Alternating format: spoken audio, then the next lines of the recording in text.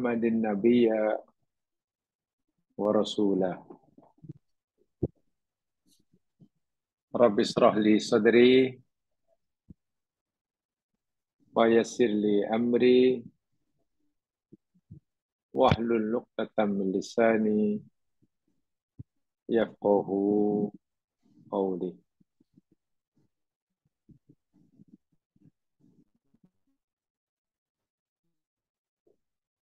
Didoakan kepada Allah Subhanahu wa taala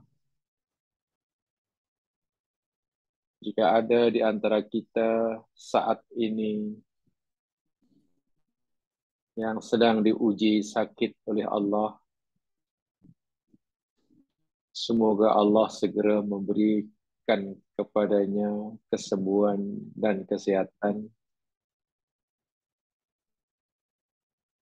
Jika ada di antara kita yang sedang menghadapi masalah,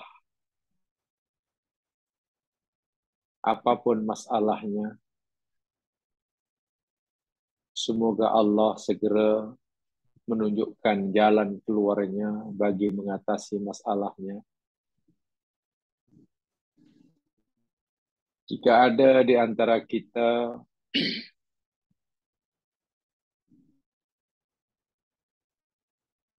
yang sedang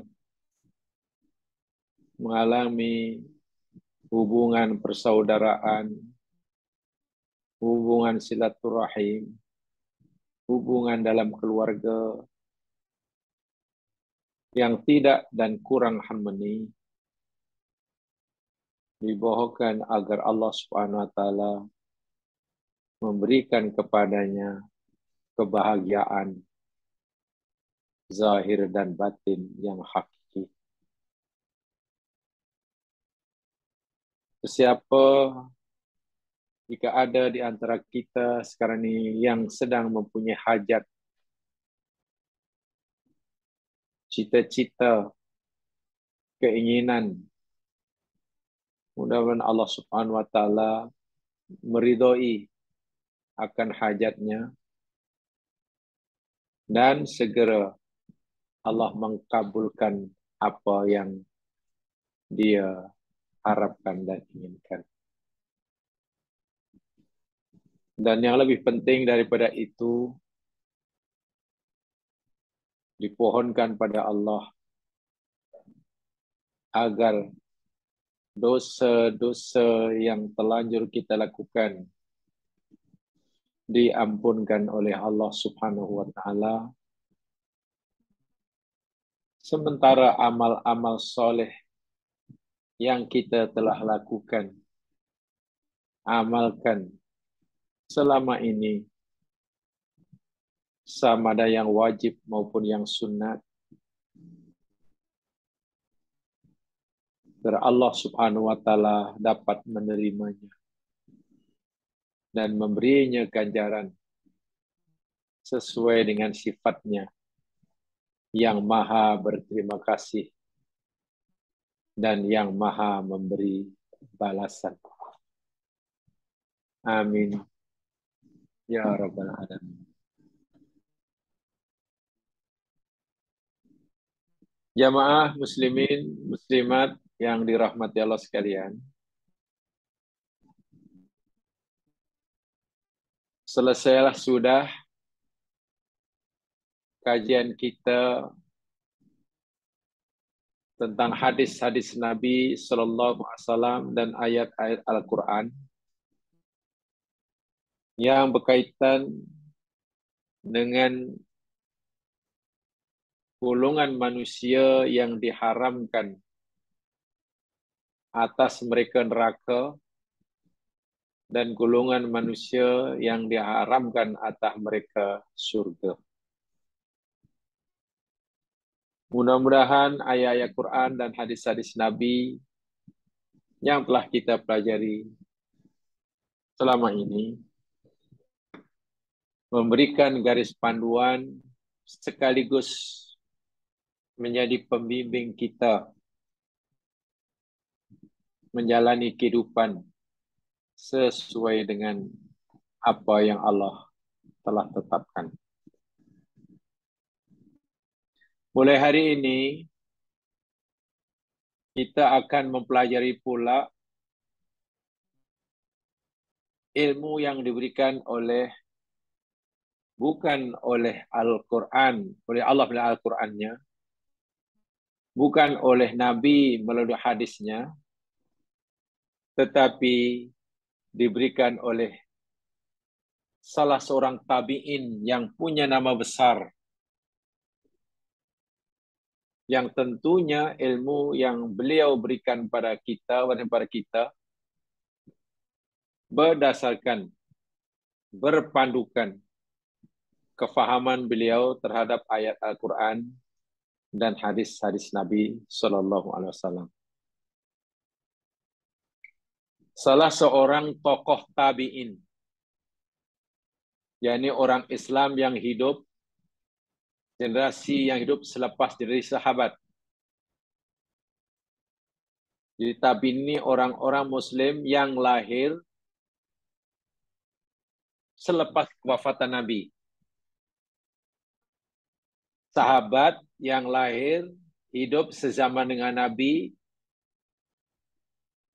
berjumpa Nabi, beriman pada Nabi. Itu sahabat. Mudahnya, sahabat yakni merujuk pada orang yang hidup sezaman dengan Rasulullah,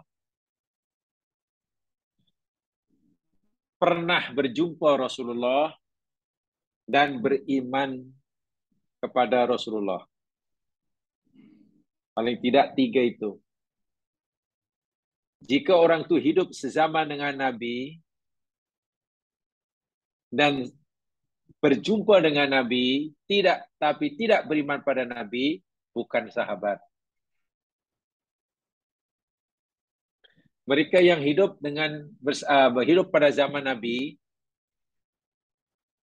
beriman kepada Nabi, tetapi tidak pernah jumpa Nabi. Sepanjang hanya tak pernah jumpa Nabi, tapi hidupnya sezaman dengan Nabi dan percaya kepada Rasulullah, pun tidak disebut sahabat. Apakah ada orang seperti itu? Ada. Contohnya, Uwais Al-Qarni, yang kisahnya luar biasa itu. Dia orang Yaman. Nabi telah dibangkit oleh Allah SWT di Madinah bahkan. Dan ia dengar dan sampai pada dakwah dan menerima Islam. Tapi tak pernah jumpa Rasulullah. Pernah punya keinginan untuk jumpa Rasul, tetapi tidak kesampaian.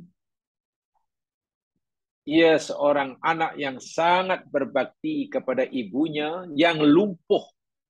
Masya Allah. Lumpuh. Miskin. Hidupnya dihabiskan untuk bakti pada ibunya. Pernah mendapat izin daripada ibunya untuk pergi Madinah nak jumpa Rasulullah. Susah payah, jauh, berjalan daripada Yaman ke Madinah. Ibunya mengizinkannya, tetapi bersyarat. Bila nanti telah jumpa Rasulullah, hendaklah segera balik. Karena ibunya perlulah khidmat baktinya. Dia pun pergi dan sempat jumpa, menemui rumah Rasulullah di Madinah. Tetapi Nabi kebetulan tidak berada di rumah. Bertanya pada istri baginda Aisyah Ummul Mukminin, diberitahu Nabi tidak di rumah. Ya, kalau dalam bahasa kita, outstation. Dan Aisyah Ummul Mukminin tidak tahu bila Nabi akan balik. Sedangkan Uwais Al-Qarni tentu tak boleh menunggu lama-lama karena ia telah berjanji pada ibunya. Dia kena balik. Tapi bila dia cepat balik, belum jumpa Nabi. Kalau dia ingin jumpa Nabi, kena menunggu beberapa hari. Apa kata ibunya? Ingat, beliau seorang sangat baik pada ibunya, lalu balik. Gagal menemui Nabi. hanya menyampaikan salam melalui istri Nabi sallallahu alaihi wasallam, Aisyah ummul mukminin. Tak pernah jumpa. Nabi rupanya tahu, diberitahu oleh Allah, ini orang bukan sebarang orang.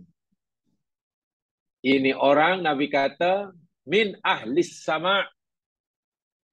Dia ini penduduk langit, bukan penduduk bumi. Maknanya, warga bumi kurang mengenalinya. Maklum orang susah, orang miskin, berbakti pada menjaga ibunya yang lumpuh. Jadi manalah terkenal di kalangan. Tetapi para malaikat penduduk langit amat sangat mengenalinya. Sehingga doanya sangat dimakbulkan oleh Allah. Nah, ini contoh hidup sezaman dengan Nabi, beriman kepada Nabi, tapi tak pernah jumpa Nabi. Maka tidak dipanggil sahabat. Nah, tabi'in. Nah, orang yang kita nak bicarakan ini, yang ilmunya luar biasa, ibadahnya luar biasa, golongan tabi'in. Dia tidak hidup sezaman dengan Nabi. Tentu tak jumpa Nabi. Karena beliau lahir, orang ini lahir, Nabi sudah wafat. Ya, namanya tabi'in. Yang tokoh yang kita angkat, kita bicarakan, kita ketahui nama dia Al-Imam Abdullah bin Mubarak, atau lebih dikenal dengan dalam ilmu hadis Ibnul Mubarak, itu saja. Nama populernya Ibnul Mubarak. Sebenarnya nama lengkapnya yakni Abu Abdurrahman. Abu Abdurrahman Abdullah bin Al-Mubarak Al-Hanzali Al-Marwazi. Itu nama lengkapnya. Tapi beliau ini, ya untuk mudah kenal, namanya Ibnul Mubarak. Dipercayai menurut sejarah, yang lahir pada tahun 118 Hijriah. Maknanya bagi Nabi sudah lama meninggal. Nabi meninggal tahun 10 Hijriah. Kan? Nabi meninggal tahun 10 Hijriah. Ini 118 Hijriah, baru 1 abad lebih baru lahir. Dan meninggal pada tahun 181 Hijriah. Jadi umurnya taklah panjang sangat ya. Taklah panjang sangat. 81 tolak 18. Apa tu ya? 81 tolak 18. 63. Betul ya? 63. Masya Allah. Sama dengan umur baginda Nabi. 63 tahun. Tak panjang. Ya, sesuai dengan hadis Nabi. A'maru ummati baina sitin wa sama'in. Purata umur umatku adalah antara 60 hingga 70. Betul-betul. 63 tahun lah ya. Nah, kita lebih tua daripadanya. Ramai daripada kita lebih panjang. Lebih panjang. Ya. Dan beliau ini merupakan anak seorang peniaga, pengusaha, businessman lah. Ayahnya seorang peniaga, businessman, berdarah Turki, sementara ibunya berketurunan Persia. Ayahnya Turki, jadi kawin campur bangsa dengan ibunya yang berdarah Persia. Jadi nak katakan asli Turki pun bukan, sebab campuran kan, nak katakan bukan. Itu biasa. Ya, tak apalah masalah keturunan. Melahirkan seorang yang luar biasa, yakni Abdullah Ibnul Mubarak. Ya, Ibnul Mubarak. Yang sekalian, beliau ini mempunyai banyak gelaran sebagaimana yang diberikan kepada beliau. Mazhabi memberi ada gelar yang melekat pada beliau sebagai Al-Hafiz. Dalam istilah agama, bila sebut Al-Hafiz ini bukan merujuk pada orang yang hafal Quran. Dalam tradisi Islam, orang yang hafal Quran ini tidak ada gelaran dia. Tak ada gelaran dia. Al-Hafiz yakni merujuk kepada orang yang menghafal hadis sekian ribu. Orang yang menghafal hadis dengan sanad-sanadnya sekali dalam jumlah sekian ribu, ribuan lah, baru mendapat gelaran Al-Hafiz. Al-Hafiz, bukan Al-Hafiz ya. Al-Hafiz. Haknya panjang. Itu dalam tradisi keilmuan Islam. Tapi mungkin dalam tradisi Melayu, Al-Hafiz merujuk pada orang yang hafal Quran. Sehingga budak 10 tahun kan hafal Quran, Hafiz, Hafiz, Hafiz. So itu ceritanya lah, ini cerita lah, wallahu alam. Dulu ada orang Arab datang ke Malaysia. Katanya. Syekh Arab lah. Dan itu kali pertama ia datang ke Malaysia. Kemudian diperkenalkan pada adik, pada orang tu bahawa di tempat ini yakni ada ramai hafiz-hafiz. Al-Hafiz-Hafiz. Depan kita ni ramai hafiz. Tercengang itu ulama Arab. Kagum. Kerana bagaimana mungkin kanak-kanak remaja tapi sudah hafal ribuan hadis dengan sanad. Karena kata MC-nya, mereka ini hafiz. Rupanya hafiz mana hafal Quran. Quran. Sebab di negara-negara Timur Tengah dalam tradisi Islam, hafaz Al-Quran itu sesuatu yang biasa. Gitulah. Karena ramai, majority orang-orang Arab Timur Tengah, mungkin hingga sekarang, itu hafal Quran. Karena ramainya orang hafal Quran, jadi tak dapat apa-apa gelaran. Tak dapat apa-apa title. Jadi, Ibnu Barak Al-Hafiz bukan menghafal, beliau menghafal Quran. Beliau adalah seorang penghafal hadis. Dapat gelaran Syekhul Islam. Bayangkan. Ahlul hadis. Karena memang beliau seorang muhaddis yang hebat. Dan sangat teliti dalam mengkaji hadis. Beliau hanya akan meriwayatkan hadis menyampaikan pada orang lain selepas pasti bahwa hadis yang beliau terima itu benar-benar dapat dipastikan datang daripada Rasulullah. Apalagi jarak beliau dengan Rasulullah hanya satu generasi. Jadi mudahlah. Beliau tabi'in, kemudian sahabat Rasulullah. Jadi mudah. Beliau seorang fakhrul mujahidin. Kebanggaan mujahid. Dan beliau juga seorang yang sangat zuhud. Masya Allah. Sangat zuhud. Dia ahli perniagaan, tapi orang yang sangat zuhud. Ini saya cerita kisahnya dahulu. Supaya kita timbul rasa cinta terhadap ulama-ulama yang telah mendahului kita. Bukan sekadar mencintai Nabi, dengan mengkaji hadis-hadisnya, bukan sekadar mencintai sahabat-sahabat baginda, dengan mengikuti asar-asarnya, tapi juga mencintai tabi'in. Karena mereka ini orang-orang yang hebat. Termasuk generasi 3 generasi pertama yang Nabi nyatakan sebagai khairul qurun. Sebaik-baik generasi, Nabi kata generasiku. Mana sini sahabat. Tsummal ladzina yalunahum, kemudian generasi selepasnya tabi'in. Tsummal ladzina yalunahum, kemudian tabi'it tabi'in. 3 generasi awal inilah yang dikata sebagai sebaik-baik generasi. Sehingga ada istilah as-salafus salih.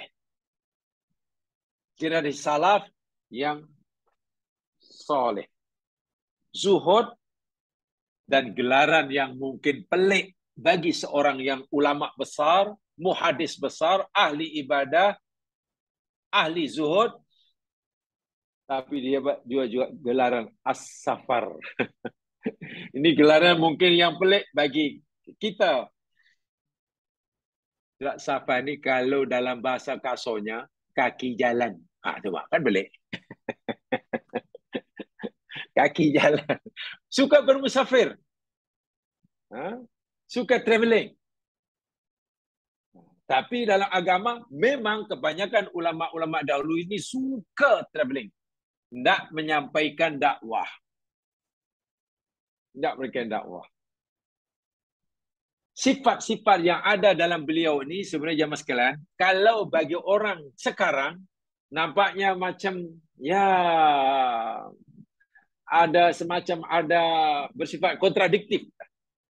Bagaimana tidak? Dia orang sangat alim, orang sangat zuhud, ahli hadis, tapi pada yang kaya raya, peniaga yang berjaya, tapi zuhud.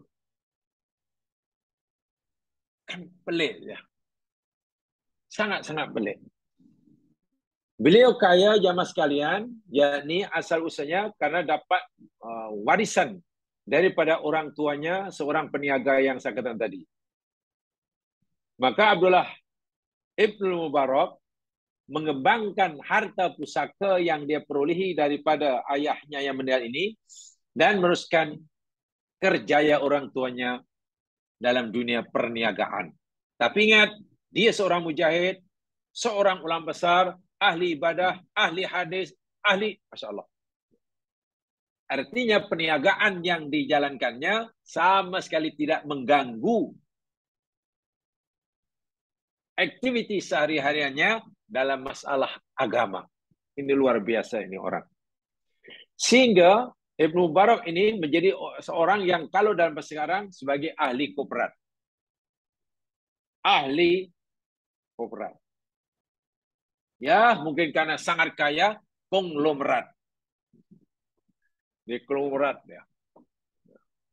Kalau kita nak tahu, jamaah sekalian, seberapa banyak kekayaannya, beliau waktu itu memulakan perniagaannya, meneruskan warisan orang tuanya, dengan modal pendahuluannya, nak melakukan perniagaan, dengan modal pendahuluannya, yakni sebanyak 400.000 dirham.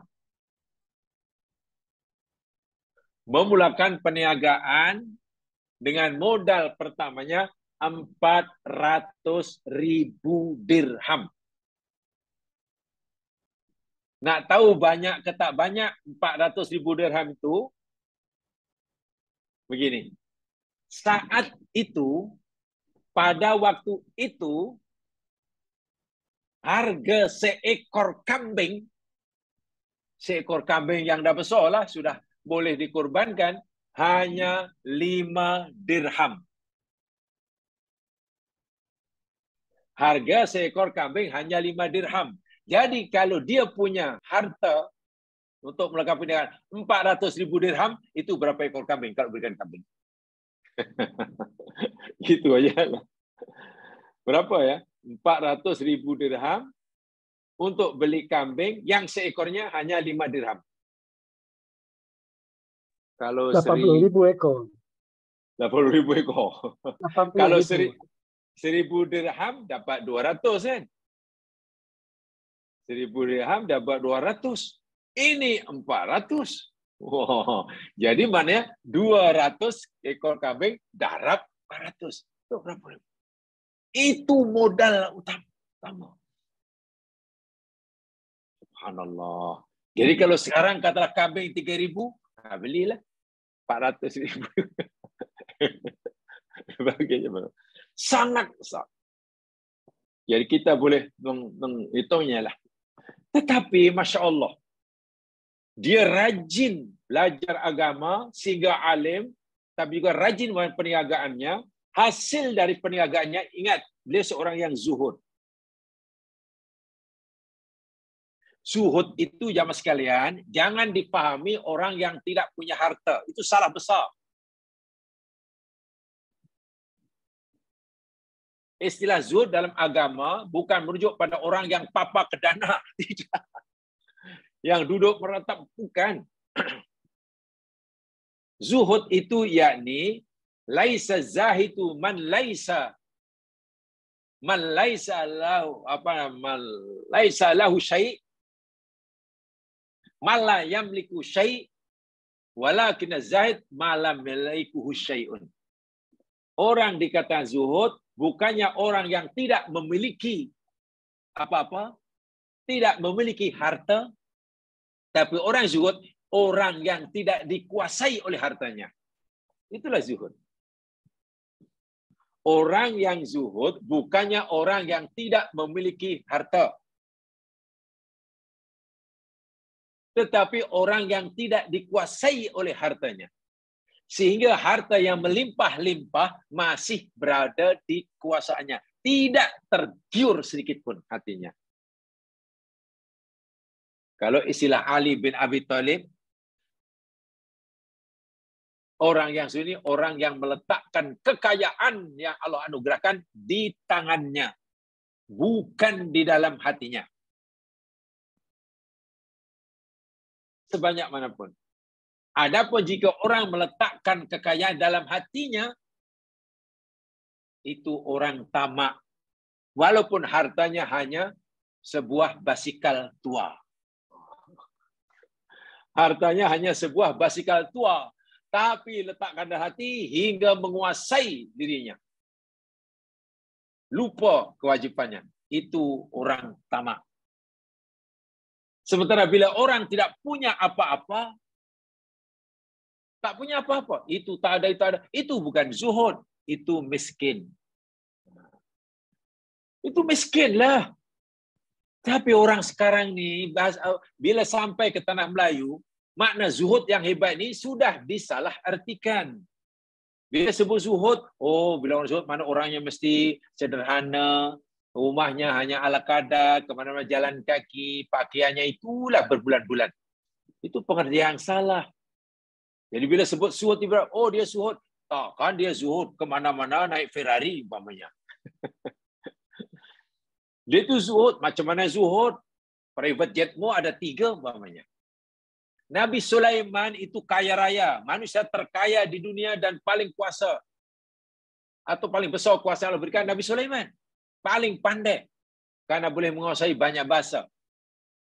Dan Nabi Sulaiman itu layak dipanggil zuhud. Karena anugerah yang Allah berikan padanya tidak menguasai dirinya. Tetap diletakkan di tangannya. Tak sedikit pun mempesona dirinya. Membuat matanya kabur. Leka daripada tujuan Allah menciptakannya. Perniagaannya makin besar, makin besar, makin besar. Dengan bermodalkan modal awal 400.000 dirham. Subhanallah. Setiap keuntungan, setiap sen keuntungan yang dari perniagaan yang makin besar ini, sebagian besarnya diberikan kepada fakir miskin sebagai bantuan. Tak ada siapa yang menyuruh. Dia sendiri yang merasa wajib memberikan sebagian kekayaannya, kebesarannya kepada orang-orang miskin. Yang sentiasa kekurangan biaya ketika mereka menuntut ilmu. Jadi orang-orang miskin yang kurang mampu, tapi semangat belajar agama sangat tinggi. Kalau dalam bahasa sekarang, beasiswanya ditanggung sepenuhnya oleh Ibnu Mubarak. Iya, dan tanpa mengharapkan apa-apa. Sehingga tidak ada orang yang tidak mampu belajar, yang tidak belajar karena tak mampu biayanya. Tidak ada. Ditanggung oleh Ibnu Mubarak. Belum lagi untuk keperluan-keperluan yang lain. Sehingga beliau pernah berkata kepada Fudail bin Iyad, seorang ulama besar pada zamannya juga. Beliau adalah muridnya. Wahai Fudail bin Iyad, kata Mubarak, andai kata bukan kerana kamu dan teman-teman kamu, niscaya aku tidak akan berniaga. Itu ucapan Ibnu Mubarak kepada para ulama atau murid yang belajar agama itu. Kalaulah bukan karena kamu yang rajin belajar agama, yang menghabiskan masa untuk agama, aku tidak akan berniaga. Jadi aku berniaga ini karena aku ingin membantu penghidupan kamu agar hidupmu senang, berkecukupan, oleh sebab masa kamu lebih banyak kamu gunakan, manfaatkan untuk belajar agama. Itu Ibnul Mubarak. Sangat-sangat luar biasa. Sehingga sejarah mencatat jamaah sekalian, menurut Imam Az-Zahabi, seorang ulama besar juga, nah kitabnya menyebut setiap tahunnya, setiap tahun, Ibnu Mubarak ini mengeluarkan uang untuk keperluan orang miskin, penuntut ilmu dan sebagainya lah. Bantuan lah maksudnya. Dipanggil apa itu?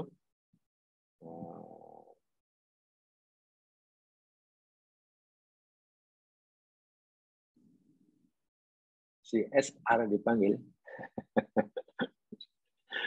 Dipanggil CSR-nya. Kalau bahasa sekarang.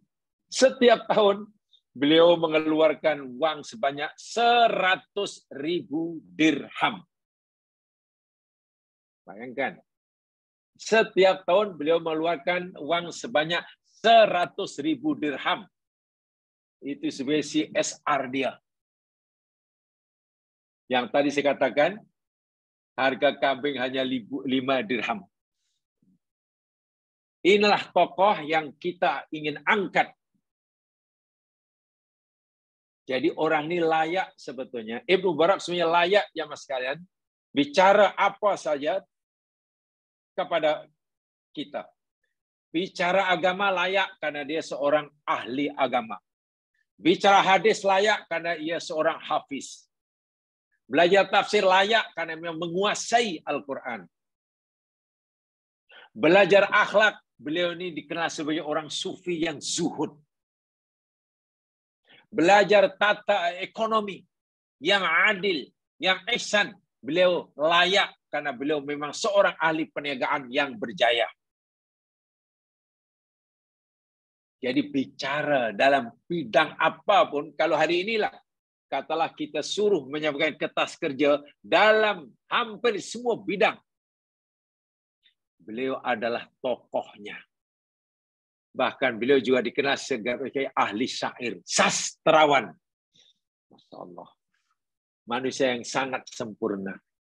Jadi rasanya rugi jika kita tidak mengambil manfaat daripada ilmu, sedikit ilmu yang beliau wariskan kepada kita, ya, wariskan kepada kita.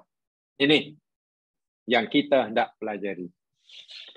Tentu kita tidak pelajari kitabnya, satu kitabnya sangat banyak dan semoga masa yang sangat panjang, tapi saya simpulkan di sini tentang nasihat beliau sahaja yang mungkin sangat bermanfaat bagi kita hari ini. Dan beliau telah mengamalkan semua nasihat yang beliau sampaikan kepada generasi pada waktu itu.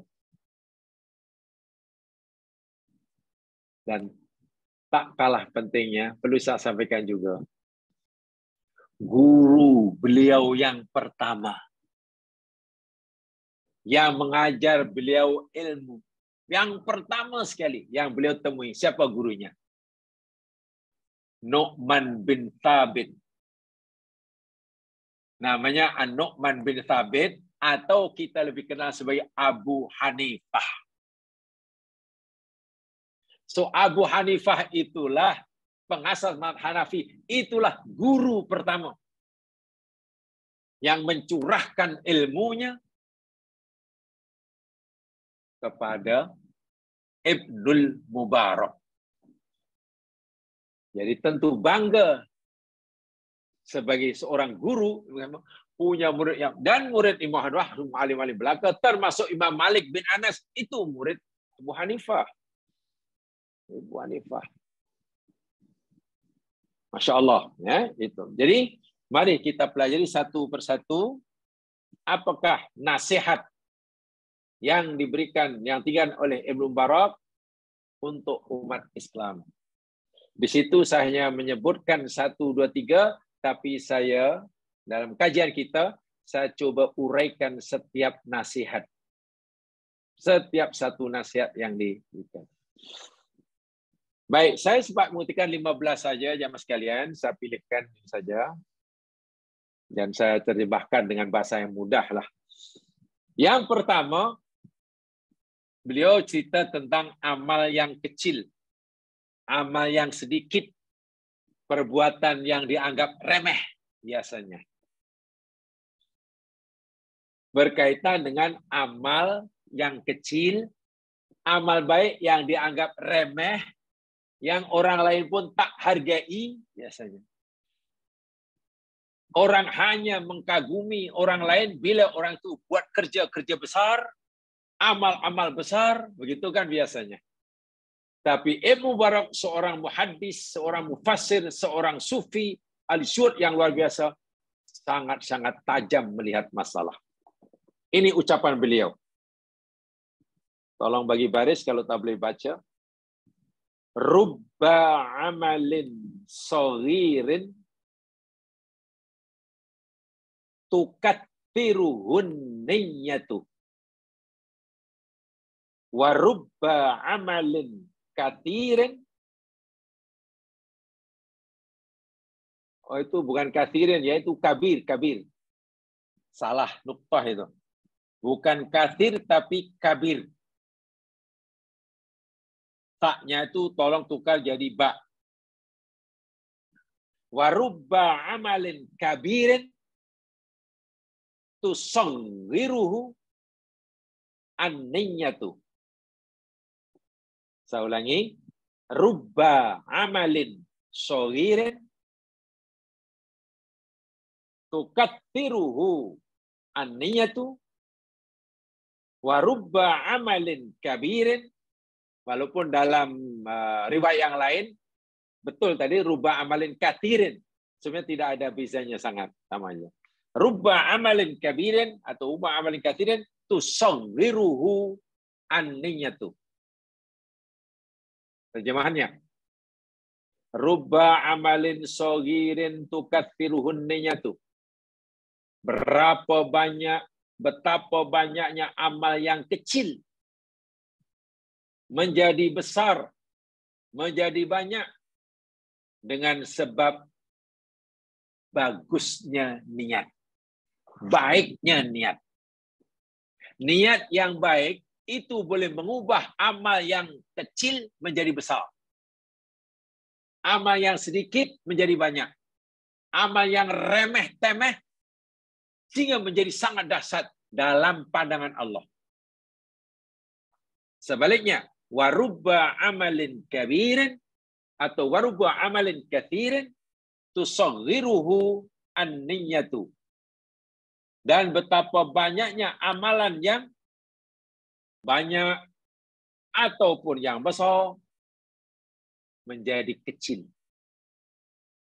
dengan sebab buruknya niat. Amal itu kecil saja. Dalam pandangan masyarakat kecil saja. Tak ada orang hargai pun. Tapi menurut Allah, amal yang diremehkan oleh ramai orang itu, dalam pandangan Allah menjadi amal yang sangat dahsyat. Besar sekali. Pahalanya pun sangat besar. Apa yang menjadikan amal yang kecil jadi besar? Niat yang baik. Sementara ada amalan yang dahsyat, yang luar biasa, dikagumi oleh masyarakat, dipuji pelakunya oleh orang lain, tapi amalan itu menjadi kecil atau tidak ada nilainya dalam pandangan Allah karena buruknya niat.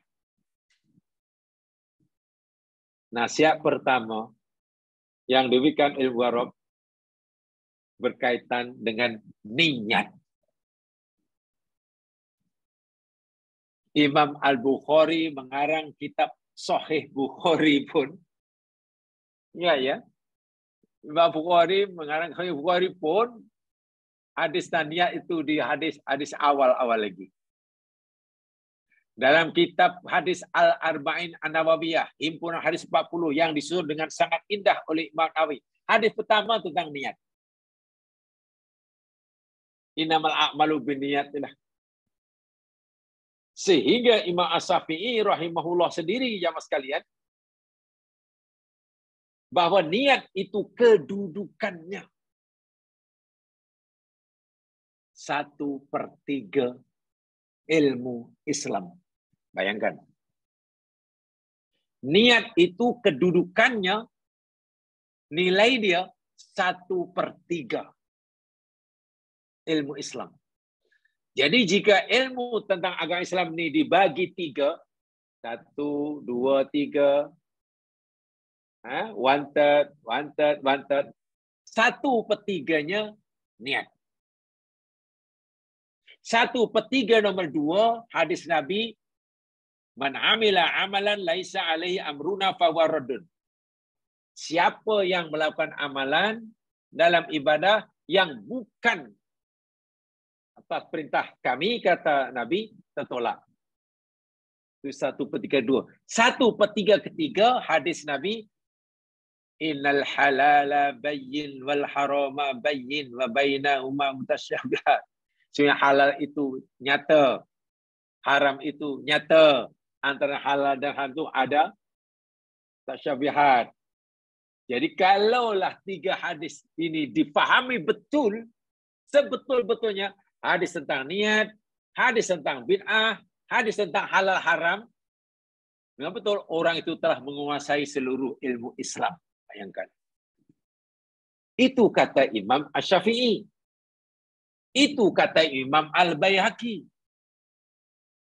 Bermakna niat adalah perkara yang amat-amat penting dalam agama. Nilai dia 1/3. Dan niat boleh mengubah satu amalan yang remeh menjadi luar biasa di sisi Allah. Amalan yang besar menurut pandangan manusia menjadi tak ada artinya di sisi Allah. Niat punya pasal. Niat punya pasal. Ya. Saya tidak bicarakan niat itu apa, dalam fikah ada sendiri, ya, definisinya itu bukan kesan yang kita tidak belajar fikahnya, ya. Kita berikan nasihatnya. Kalau ke fikah nanti dah lari jauh nanti. Niat itu macam mana, tempatnya di mana, dan itu dah cerita fikah lah, ya. Kita sudah pakat kita tidak sedang mempelajari fikah. Dari fikah. Rasulullah SAW pernah bersabda, innamal a'malu binniyat. Itu betul, ya, itu hadis Sahih Bukhari daripada Umar bin Khattab. Innamal a'malu binniyat. Sesungguhnya amal itu bergantung pada niatnya. Walikulli imri'in manawa, dan tiap-tiap seorang itu akan mendapatkan balasan sesuai dengan apa yang ia niatkan. Faman kanat hijratuhu ilallahi wa rasulih. Maka siapa saja yang hijrahnya pada Makkah ke Madinah semata-mata karena Allah dan Rasulnya, maka hijrahnya kepada Allah dan Rasulnya.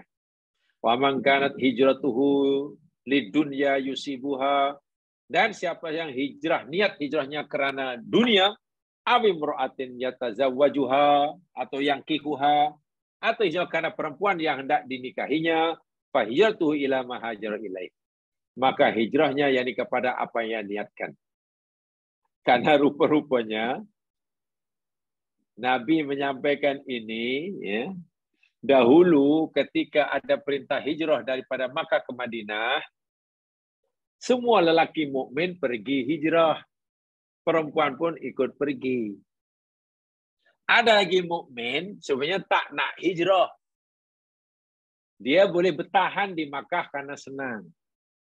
Tapi masalahnya perempuan yang dicintainya, yang akan dijadikan pasangan hidupnya, ia pergi hijrah. Jadi laki ini kata, kenapa kamu hijrah? Tinggal aja di Makkah, kita kawin di Makkah. Perempuan tak, saya nak pergi hijrah ke Madinah. ikut arahan Nabi dan utamakan Allah dan Nabi-Nya. Laki ini serba salah. Karena sebetulnya hatinya tak mau hijrah. Tapi kalau tak berhijrah, tak bolehlah kahwin dengan perempuan kekasihnya yang berhijrah. Perempuan itu namanya Ummu Qais. Namanya Ummu Qais. Akhirnya dia, tak apalah. Karena saya nak kahwin juga dengan perempuan itu, saya hijrah lah. Jadi hijrah niatnya bukan karena Allah. Hijrah karena nak kahwin dengan perempuan pasang kekasihnya yang hijrah. Sebab itu Allah sabdakan hadis ini. Siapa yang hijrahnya karena nak kahwin perempuan, ya hanya dapat bini lah. Tak lebih daripada itu. Hijrahnya karena Allah, dapat pahala lah. Tengok, amal sama-sama pindah dari Makkah ke Madinah. Jaraknya sama, susahnya sama. Tapi di sisi Allah tidak sama. Bergantung kepada apa yang diniatkan. Masya Allah. Dan nasihat daripada Ibnu Barak benar-benar menjadi pengajar kepada kita. Banyak kali, sering kali, betapa banyak amal yang dianggap kecil, tapi menjadi besar di sisi Allah karena niatnya yang baik. Dan betapa banyak amal yang nampaknya besar, tapi menjadi kecil dan remeh di sisi Allah karena niat yang buruk. Niat yang buruk. Jamaah sekalian, maksud nasihat ucapan Ibnu Barak ini, maknanya amal yang kecil, yang sedikit, yang dianggap remeh, tapi disertai dengan keikhlasan niat kepada Allah, semata-mata maka ganjarannya akan diganda-gandakan. Itu maksudnya. Contohnya, Nabi ini berdasarkan hadis Nabi ya. Ada hadis Nabi yang disepakati oleh Imam Bukhari dan Muslim. Sahih hadisnya. Sabda Nabi apa? Man tasaddaqa bi'adli tamrah. Siapa saja yang bersedekah dengan sejumlah biji tamar. Tak disebutlah sebiji ke, 2 biji ke, 3 biji ke, secupak ke. Mana tak banyak lah. Siapa saja yang mampu bersedekah dengan berbiji tamar. Bukan 1 tan, bukan. Kalau 1 tan lagi bagus. Dan samar yang dikatakan itu min kasbin tayyib, hasil daripada usahanya yang halal. Wala yaqbalullahu illa tayyib. Ya, karena dia tahu Allah tidak mau menerima sedekah kecuali daripada hasil yang halal, yang baik. Fa innallaha yaqbaluha biyaminih. Sesungguhnya Allah akan menerima sedekah tamar hambanya yang hanya beberapa biji itu dengan tangan kanannya. Maknanya apa? Allah sangat-sangat menghargai sedekah yang diberikan oleh hambanya, walaupun sedikit, tetapi kerana Allah. Bukan itu saja. Summa yurbiha li sahibiha. Setelah Allah terima sedekah hamba tadi, bermula daripada diterima sedekahnya yang hanya beberapa biji tamar, kata 1 cupak tamar, summa yurbiha li sahibiha. Kemudian Allah kembangkan 1 cupak tamar tadi, Allah kembangkan. Kembangkan makin besar, makin besar, makin banyak, makin banyak, makin banyak, makin banyak. Bertimbun-timbun. Kama yurbi ahadakum falwahu. Sebagaimana seseorang kamu memelihara kucing piaraannya. Daripada, kucing pula? Anak kuda. Sebenarnya kamu mempunyai kuda dan kuda itu beranak. Kan baru pernah kuda itu kecil. 1 minggu dah besar. Sebulan besar. 1 tahun besar. Makin besar, makin besar. Demikian juga sedekah walaupun sedikit kerana Allah, pahalanya bukan sekali, jemaah sekalian. Sedekah yang sedikit karena niat yang ikhlas itu Setelah diterima oleh Allah, Allah akan kembangkan hatta takuna mislal jabalil azim. Sehingga sedekah tamar yang hanya secupak pada mulanya, Allah kembangkan besar-besar hingga saiznya, Nabi kata, menyerupai bukit yang sangat besar. Sebesar dan setinggi bukit. Tak tahulah bukit apa waktu itu di Madinah atau di Makkah.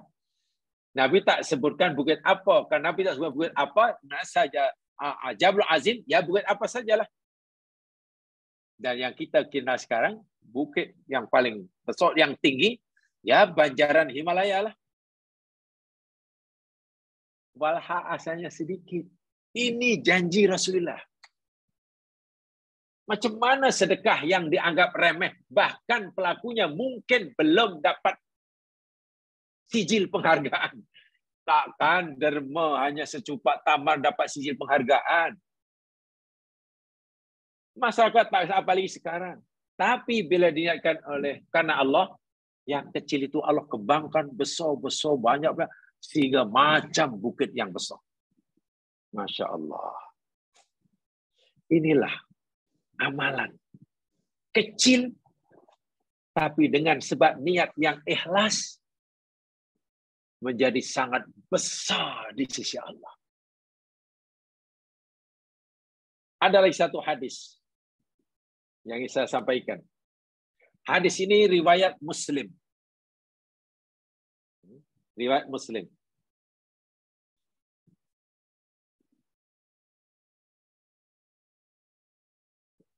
Berbunyi, laqad, Nabi SAW bersabda, laqad ra'aitu rajulan yataqallabu fil jannati fi syajaratin qata'aha min zahrit tariqi kanat tu'dil muslimin. Ini pernah kita pelajari dahulu ya. Hadis ini. Maksud hadis ini, Nabi bersabda, laqad ra'aitu rajulan, demi sesungguhnya aku telah melihat ada seorang lelaki yataqallabu fil jannati. Dia pergi ke sana kemari dengan bebas di dalam surga. Yataqallab itu berbalik-balik, mana pergi ke sana bebaslah. Apa bahasa kita ya? Orang pergi sana pagi sana apa namanya? Dengan senang hati, dengan bebas, tak ada rasa takut. Apa namanya bahasa namanya? Itu happy go lucky kan namanya. Aku melihat ada seorang ahli surga, seorang yang happy go lucky, pergi mana ya bebas, tak orang, tak rasa perak, seronok aja di surga pula tu. Apa ya amalan yang pernah dilakukan oleh orang ini semasa hidup di dunia sehingga semasa di surga tadi ada nikmat khas yang Allah berikan kepadanya, bebas rana kemari. Nabi kata, fi syajaratin qata'aha, oleh kerana amal yang dilakukan di dunia, yakni ia menebang atau memotong pokok atau mungkin ranting pokok min zahrit tariq, di tepi jalan, bau jalan. Tu'dil muslimin, pokok itu mengganggu orang muslim yang lalu. Masa kita, mungkin ada pokok yang kita tanam depan rumah kita. Ranting dan dahannya pula sudah banyak lebat menjulur ke jalan. Rendah pula tu. Sehingga menutupi, mengganggu pandangan orang yang lalu lalang di situ. Mengganggu pengendara motosikal. Kawan-kawan kita yang bekerja Grab, Grab Food, Food Panda, Shopee, terganggu. Karena kita halang pandangan dengan ranting. Atau orang buat kita pun ganggu. Lalu kita, Masya Allah, rupanya ranting pokok aku depan rumah tu ganggu orang. Tak apalah aku potong. Ditebang, dipotong, niatnya ingin menghilangkan gangguan. Jangan sampai orang lain tidak selesa. Dan niat itu lillahi ta'ala. Nak memberikan kemudahan, kesenangan, menyenangkan hati orang mukmin, menghilangkan kesusahan orang mukmin lain, dilakukan semata karena Allah. Pertanyaannya, kalaulah kita hari ini tebang pokok kita sendiri yang seperti itu, agak-agaklah kita dapat sijil atau tidak daripada majlis bandaran. Atau mungkin bila agung ketuanku menyambut hari keputusan, kita dipanggil, dapatlah gelaran. Dan tak mimpi ya mas sekalian. Tak ada orang kagum dengan amal kita. Hanya setakat, alah kita kecil, benda apa? Benda remeh. Saya yakin masyarakat menganggap itu benda yang kecil, yang remeh. Betul. Mungkin kita memang belum layak untuk dapat sijil penghargaan karena kebaikan hati kita. Tapi bila kita niatkan ikhlas lillahi ta'ala, ingin memberikan keselesaan, kesenangan pada orang muslim yang lalu lalang, ingin menghilangkan kesusahan orang yang lalang, dan kita lakukan semata-mata karena Allah, tahu apa ganjarannya? Allah lihat amalan itu sangat besar. Sehingga orang ini oleh Allah diberi kebebasan bergerak di surga. Ikut apa yang mereka mau. Yataqallab fil jannah. Itulah sebetulnya Islam itu mudah untuk dapat pahala besar. Ikhlaskannya. Itu saja. Ikhlaskannya. Tetapi kalau tidak diikhlas, ya susahlah. Susah. Contoh lain. Contoh tadi salah yang biasa kita dengar.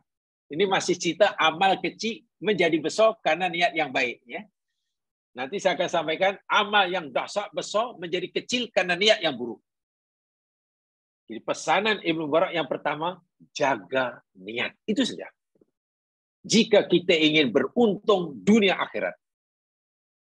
Tapi kalau niatnya tak ikhlas karena Allah, kita rugi dunia, rugi akhirat. Dan itu kerugian yang sangat dahsyat. Di dalam kisah yang lain yang kita semua tahu, baginda Nabi SAW bersabda, ini hadis disebati Bukhari Muslim, yakni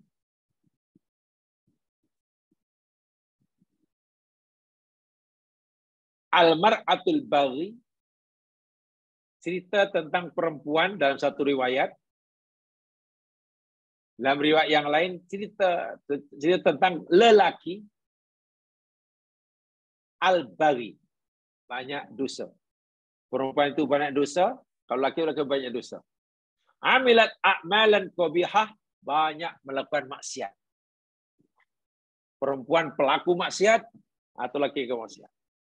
Tsumma amilat amalan yasira fi ayunil bashar, kemudian ia melakukan perkara yang dianggap remeh oleh orang lain. Remeh. Karena perbuatannya amalnya hanya siqayatu kalbin.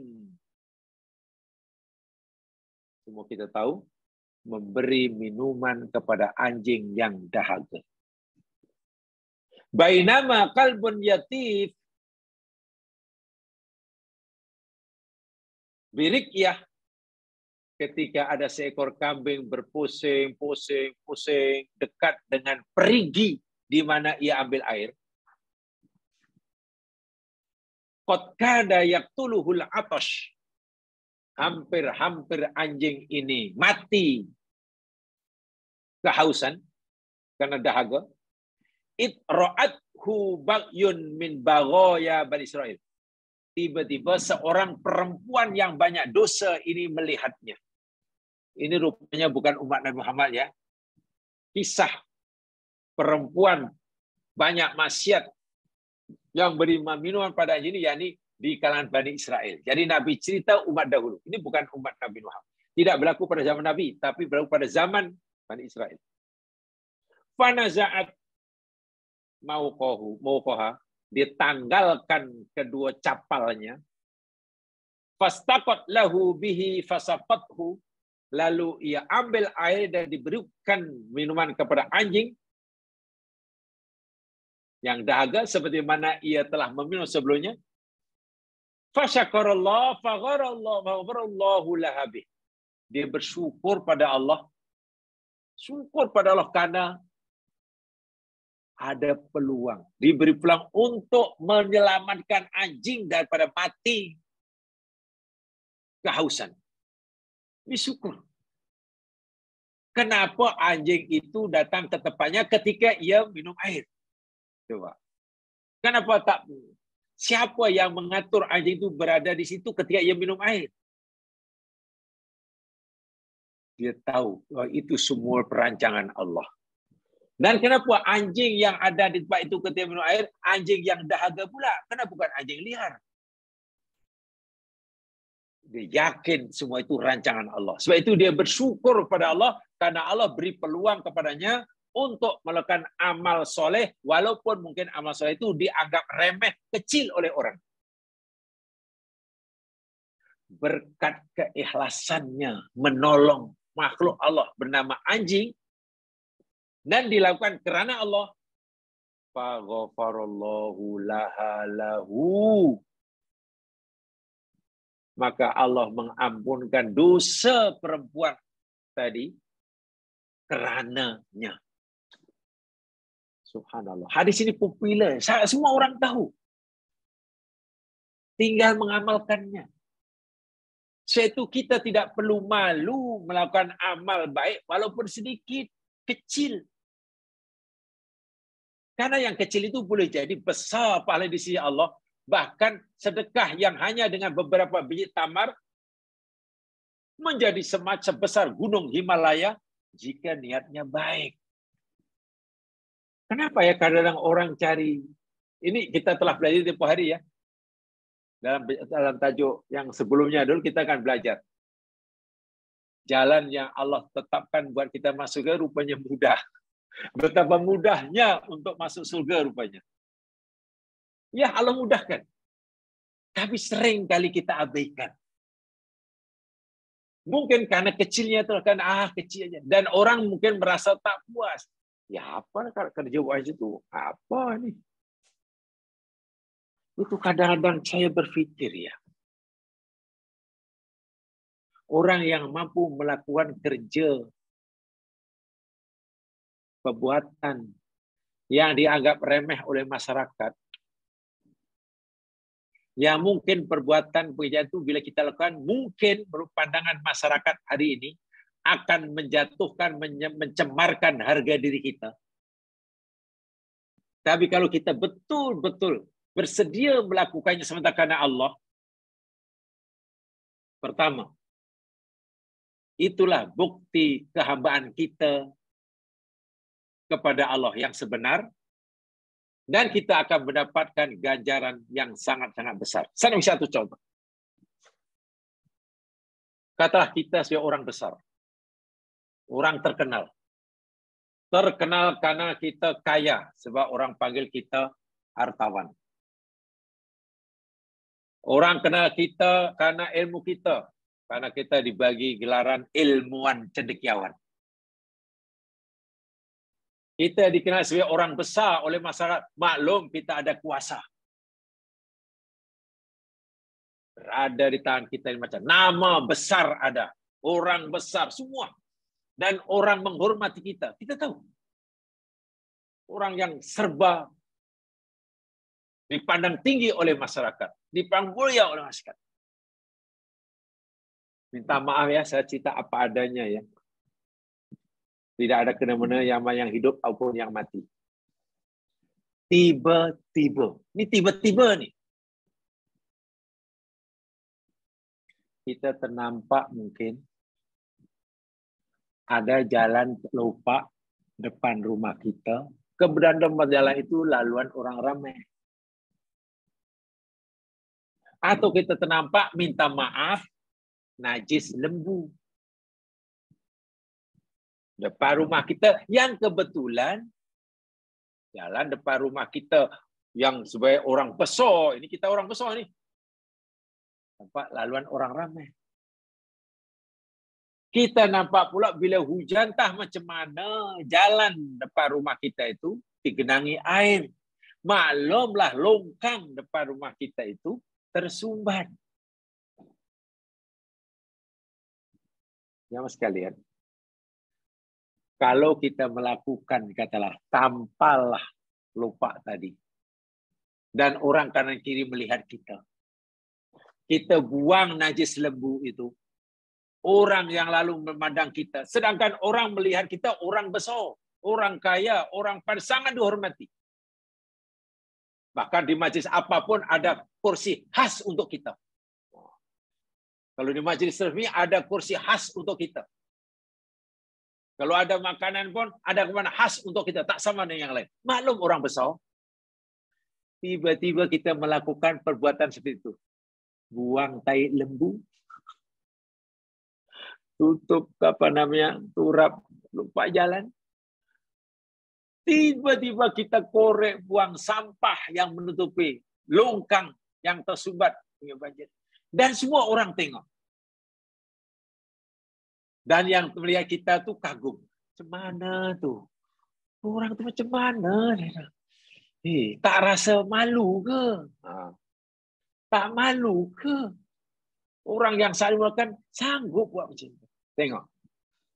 Mungkin kita akan berfikir dua kali. Kalau aku buat nanti, mungkin harga diri jatuh ke? Kan? Image jatuh ke?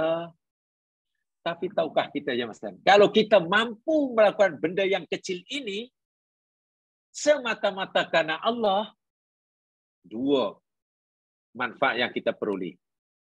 Pertama, amalan yang hanya nampaknya kecil, yang ini kita buang kotoran lembu. Atau taklah kotoran lembu terlalu besar, mungkin kita datang ke masjid, tiba-tiba adalah tai cicak. Tempat sembahyang. Walaupun kita orang besar, kita sendiri yang buang, ambil, buang, dan orang nampak. Minta maaf, bukan mentang-mentang kita orang besar, lalu panggil, mana ni, siap, mana ni, apa ni, tak. Bukan malah mengamuk. Tahukah kita, ya Mas, kalau kita melakukan amalan yang sekecil itu, kesediaan kita buang tai cicak dari tempat sembahyang, pahalanya sangat besar di sisi Allah. Sifat kehambaan kita menjadi besar. Ini tidak mudah. Orang yang paling dekat dengan Allah, yang paling disayangi oleh Allah, paling mengerti tentang Allah, yang pertama sekali masuk surga, Muhammad Rasulullah SAW.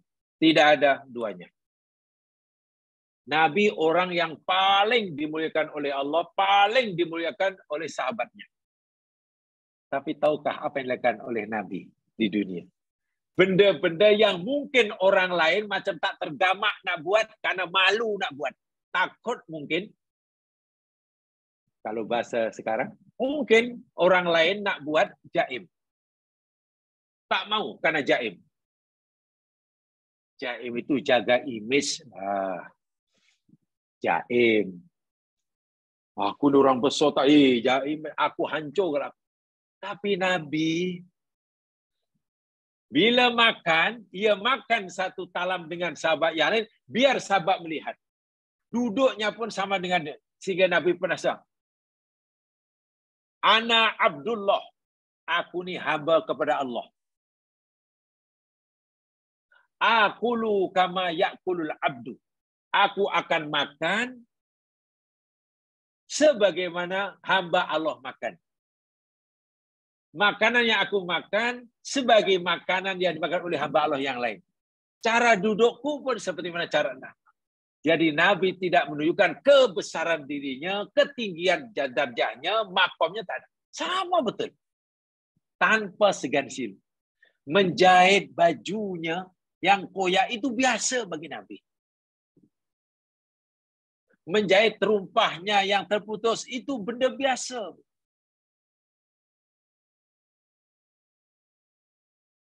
Masuk majlis yang sudah ramai orang tunggu situ, Nabi akan duduk di tempat mana yang kosong. Nabi melakukan apa saja perbuatan asal ia halal,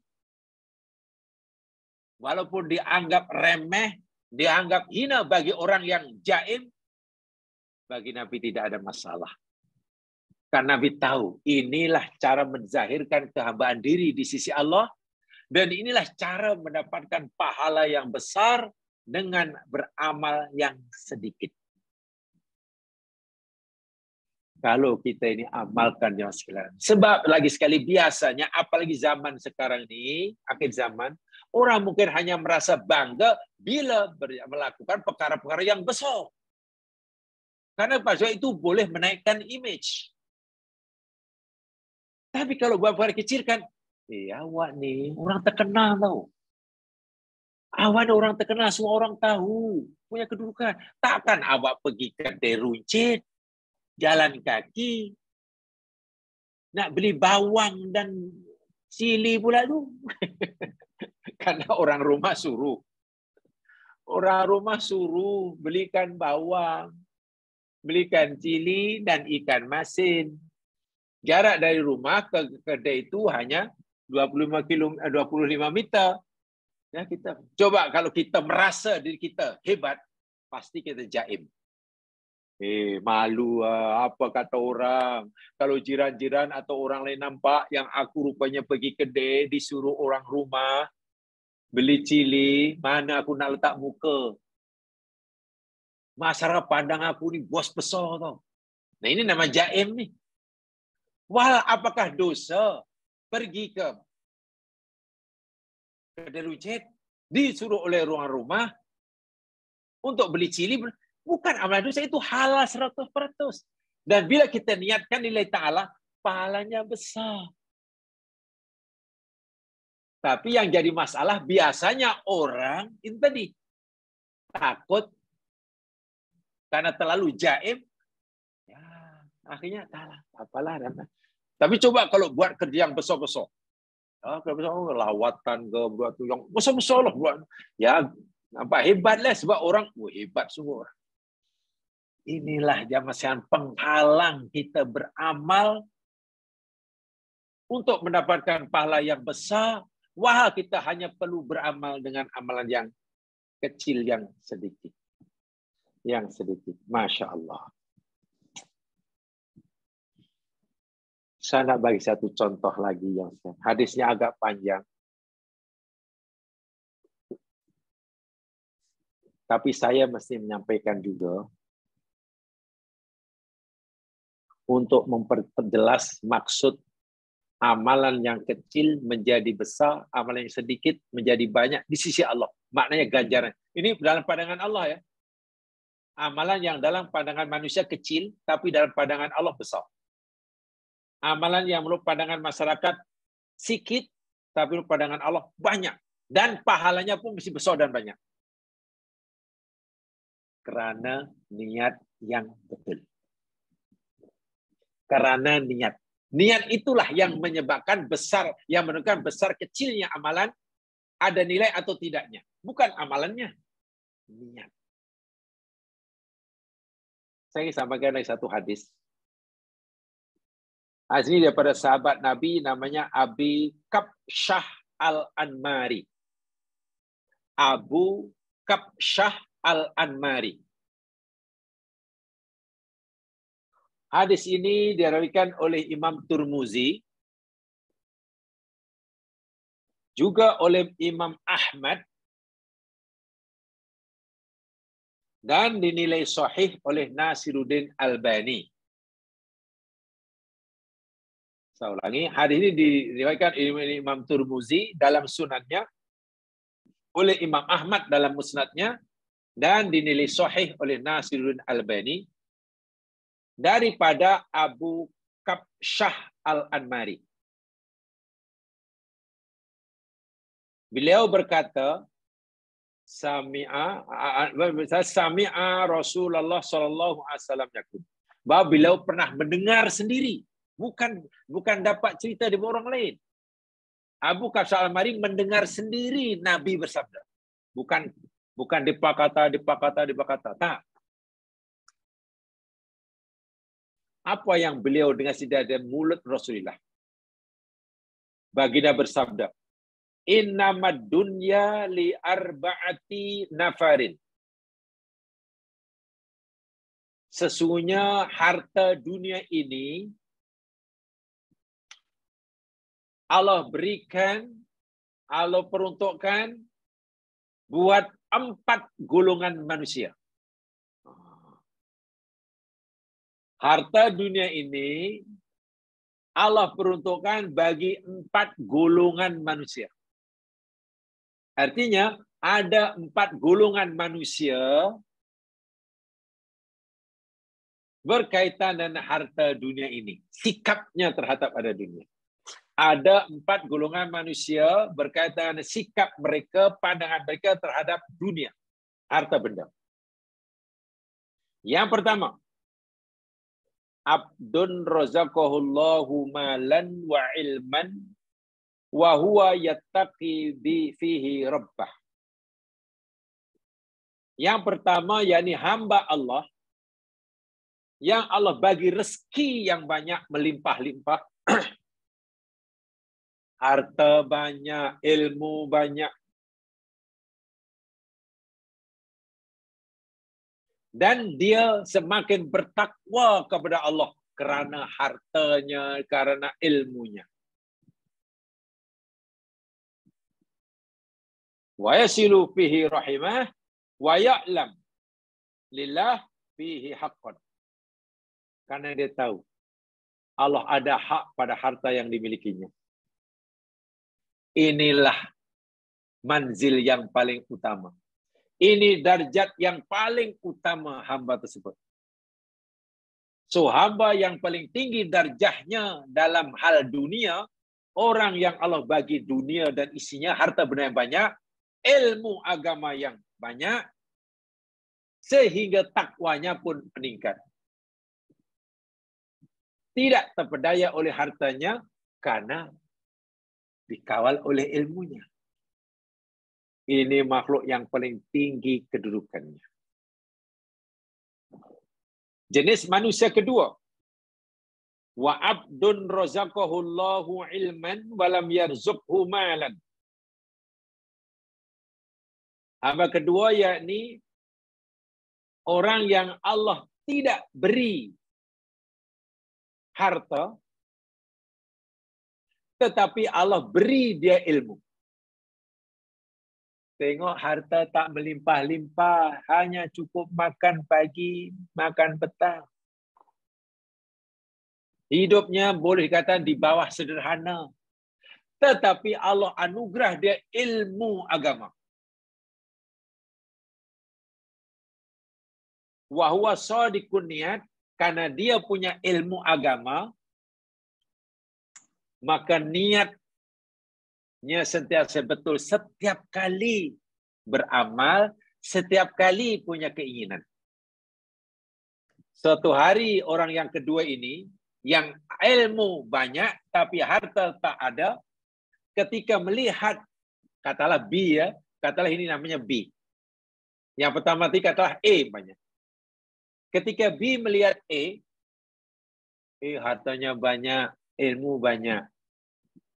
Lalu takwanya pun meningkat. Yang B ini, aku ni harta tak ada, tapi Allah bagi aku ilmu. Ketika melihat A, B ini kata, lau anna lima lan la amiltu bi amali fulan. Kalaulah suatu hari nanti Allah bagi aku harta,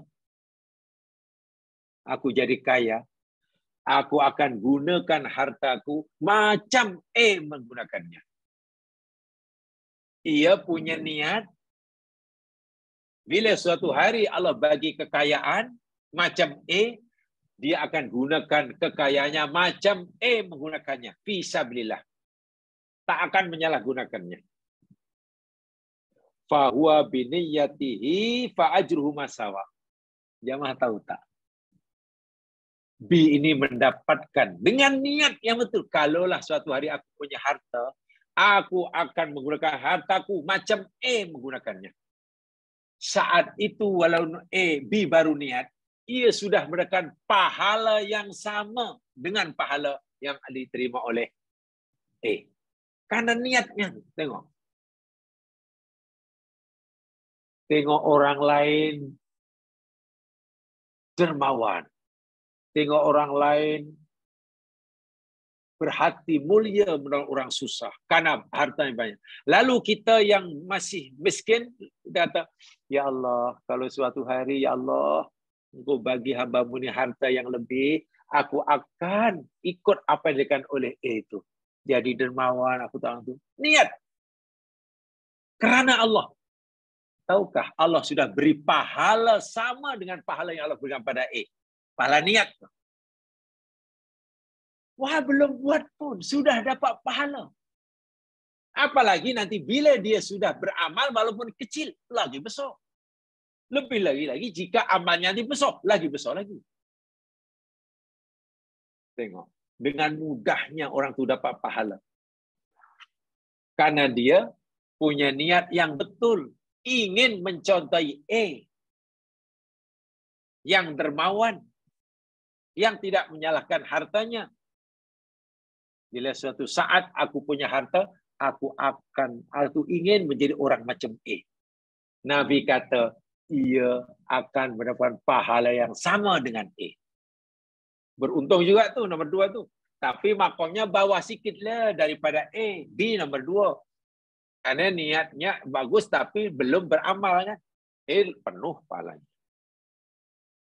Hamba yang ketiga. Wa abdin razaqahullahu malan walam yarzuqhu ilman. Fahuwa yahbitu fi malihi bighairi ilmin la yattaqi fihi rabbah wala yaslu fihi rahimah wala ya'lamu lillahi fi haqqan fahadha bi akhbathil manazil. Yang ketiga, ada orang yang Allah bagi harta melimpah-limpah. Untung banyak. Bertambah-tambah simpanannya.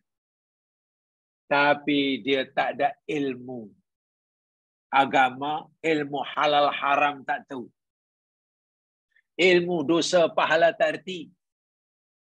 Ilmu perintah larangan jauh sekali. Ilmu ibadah, Masya Allah, kosong. Akhirnya ia menyalahgunakan harta yang banyak itu. Untuk memuaskan keinginannya. Dia sehat, dia ada harta, dia mampu, dia ada waktu. Ya macam-macam lah. 3 rezeki Allah ni kumpul pada dirinya. Dia sehat, dia ada masa, dan dia kaya. Coba. Nak beli apa saja, dia mampu. Nak jalan ke mana saja, dia sehat dan ada waktu. Coba. Sebab kalau hilang satu, orang ni pasti ada break. Kaya, sehat, tapi tak ada waktu. Ya insya Allah. Oh, saya inginlah jalan tapi saya waktu saya tak ada. Tak jadi. Waktu ada, banyak. Harta ada, banyak. Tapi tak sihat. Tak jadi. Apalah. Ya, saya hanya inginlah tapi saya tak boleh jalan. Tak apa, saya duduk rumah lah. Tak jadi. Sehat, ya. Waktu ada. Fulus tak ada. Ya, udahlah. Jadi kalau kita, dalam diri kita adalah satu masa, 3 ini berkumpul, hati-hati. Ujiannya sangat berat. Kita sehat, kita mampu, kita ada waktu. Hati-hati. Kalau kita tak pandai mengawal nafsu kita, kita akan jadi C ini. Nah, hadis ini kita jadi C. Menyalahgunakan hartanya. Sehingga semuanya dalam perkara yang tidak diridhoi oleh Allah. Karena kejahilannya tentang agama. Wal'iyadzubillah. Puaskah orang ini? Bagi dia puas. Orang lain mungkin memandangnya iri. Tapi apa kata Nabi? Inilah orang yang paling rendah sekali kedudukannya di sisi Allah. Paling hina sekali di sisi Allah. Itu si. Di yang keempat. Nah, ini pelik. Di yang keempat ni, abdun lam yarzuqullahu malan wala ilman. Hamba Allah yang Allah rezeki, harta pun Allah tak bagi, ilmu pun tak ada. Yang pertama tadi, kaya raya tapi bodoh. Yang pertama, kaya raya dan alim. Nomor dua, miskin tapi alim. Nomor tiga, kaya raya tapi bodoh. Sehingga salah menggunakan. Yang keempat ini paling teruk. Harta tak ada, ilmu tak ada. Dahlah miskin, bodoh. Miskin, bodoh. Lalu apa kata si miskin yang bodoh ini melihat si? Seronoknya lah orang macam si. Apa yang dia mau dapat. Nak pergi mana pun boleh. Senang sungguh. Mau makan apa pun boleh. Seronoknya lah. Harta banyak. Boleh buat macam-macam. Kata hati D ini. Kalaulah aku kaya macam si. Kalau aku punya harta sebanyak si. La amiltu fihi bi'amali fulan. Aku pun akan melakukan apa yang dengan oleh si. Aku nak macam dia juga. Nak berjoli, nak sana. Maklum dia jahil. Dia baru niat. Punya niat ingin melakukan perbuatan macam si buat. Kaya tapi jahil ini. Fahuwa biniyatihi fabizruhu masawa. Nabi kata, Masya Allah. Maka si D ini akan mendapatkan dosa. Sama dengan dosa yang Allah berikan pada si. Karena niatnya. Coba perhatikan. Yang B tadi dapat pahala sebanyak pahala A karena niatnya baik. Yang D ini dapat dosa karena niatnya yang salah. Ingin mencontohi si. Ada 4. Kita tak tahu. Sebab itu jamaah sekalian, kita sebenarnya boleh iri. Betul. Nabi berkata, la hasada illa fisnain. Tidak boleh ada dengki, tak boleh ada iri kecuali pada 2 perkara. Sehingga ada ulama mengatakan dengki yang harus itu namanya ghibtah. Namanya. Tapi Nabi kata sebut hasad juga. Iri itu, dengki itu haram. Kecuali terhadap 2 perkara saja. Yang pertama, kita iri kepada orang yang kaya dan membelanjakan hartanya di jalan Allah. Kita boleh iri. Iri dalam arti kata, kita punya kalaulah aku macam dia, kalaulah dia aku nak buat macam dia buat. Itu boleh. Dan kita dapat pahala dengan niat yang baik. Yang kedua, iri kepada orang alim, orang berilmu, orang beragama, dan hidupnya dipandu oleh agamanya. Amalnya, yakni amal yang berpandukan ilmunya. Saya irilah dengan tok guru itu, ya Allah. Ilmunya banyak. Dan diamalkan pula. Gaya memang diberikan ilmunya lah. Kalaulah aku macam dia, itu boleh. Dapat pahala. Minta maaf jam sekali ya. Sekali minta maaf ya. Jangan kita salah bagi motivasi kepada anak-anak kita. Itu bahaya sekali. Nak, aku nak bagi kamu motivasi nak. Rajin-rajinlah nak. Jangan putus asa. Walaupun mungkin kamu kurang berjaya dalam pendidikan nak. Kamu boleh berjaya. Ayah mau kamu contohin nak. Hendaklah kamu jadikan idola tu. Jack Mark tu nak. Jack Ma. Jack Ma namanya dia. Itu dulu nak minta kerja di 7-Eleven pun ditolak. Susah tapi tengok sekarang. Jadi saya mau engkau jadikan Jack Ma itu uswah, teladan. Contohi dia. Ya kalau tak boleh contohnya, tengok tuh. Elon Musk. Elon Musk tuh. Nah, itu perantau tuh. Tengok. Jadi punya SpaceX. Kaya raya itu. Dan jadikan idola anak. Lalu anak punya cita-cita jadi Elon Musk Malaysia.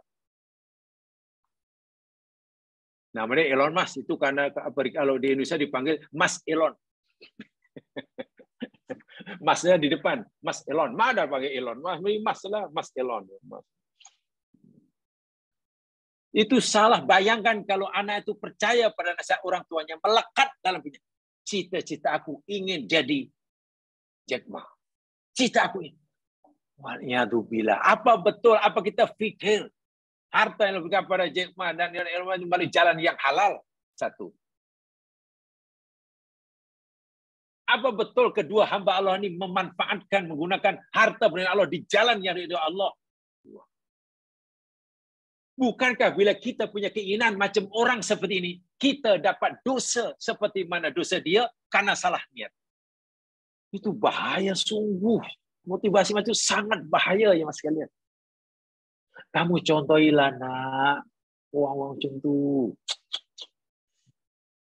Ya sepatutnya kita contohlah. Tengok nak ya, dulu ada orang namanya Abdurrahman bin Auf nak di kalangan sahabat.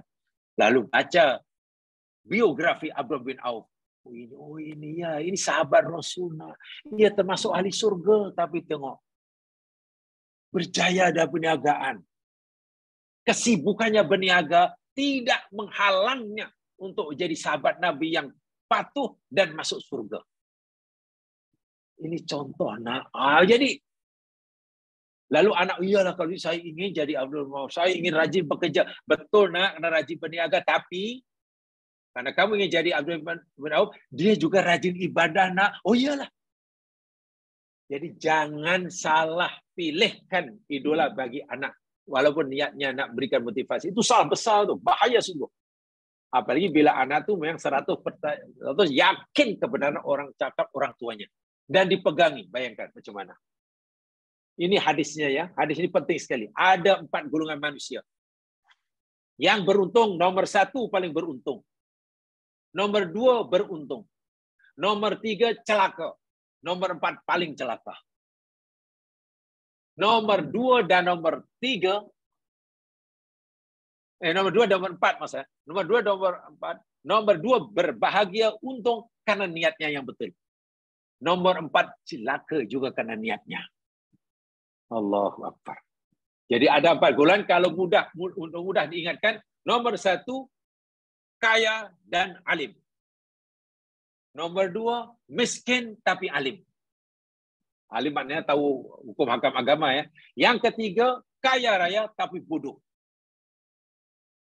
Nomor 4 dahlah papa kedana tolol pula. Wah itu lagi benar.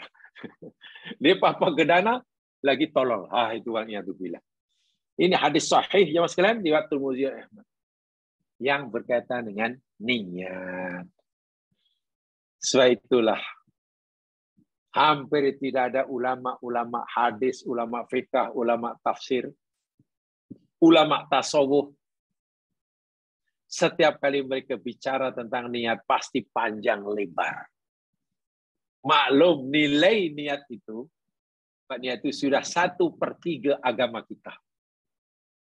Boleh menentukan nilai satu amalan hamba kecil atau besar, ada nilai atau di sisi Allah karena niatnya.